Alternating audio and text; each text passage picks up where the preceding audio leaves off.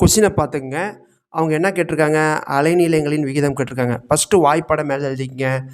E proposal to என்னது புக்லேயே இருக்குது, Z²/n².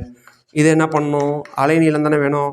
அப்போ ஈக்கு என்ன formula, hc/λ proposal to Z²/n² எழுதலாமா? எல்லாம் ஒன்று தானே. இப்போ எனக்கு என்ன இருக்குது, n²லாம் அதே தான், 2லேருந்து 1 தான், 3மே உழுவுது. அப்போ என்ன எழுதலாம், 1/λ ப்ரொப்போசல் டு என்னது Z². நமக்கு 1/, அலைநீளம் வேணுமா, அலைநீளம் வேணுமா, அலைநீளம் வேணும்.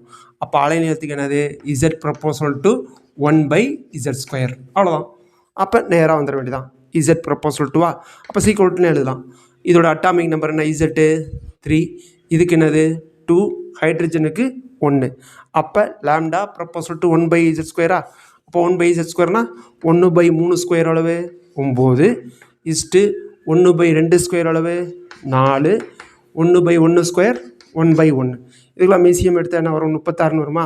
அப்போ 1/9 × 36, 1/4 × 36, 1/1 × 36.